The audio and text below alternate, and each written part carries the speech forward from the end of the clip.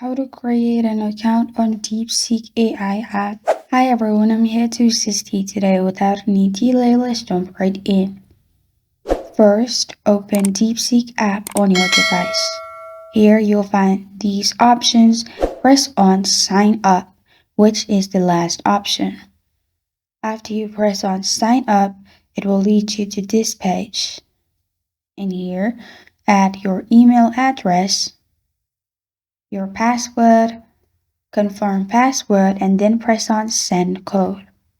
After you've pressed on send code, code will be sent to the mail you've added.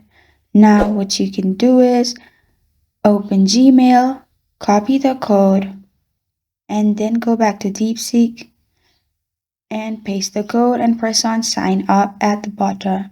After you press on sign up at the bottom, it will lead you to this page. Press on start chat at the bottom.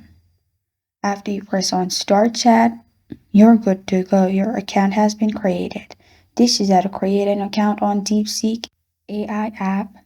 Thank you for joining me today. If this video helps you out, please leave a like and subscribe for more. Got a question or want to suggest a topic? Comment below. Thank you for watching.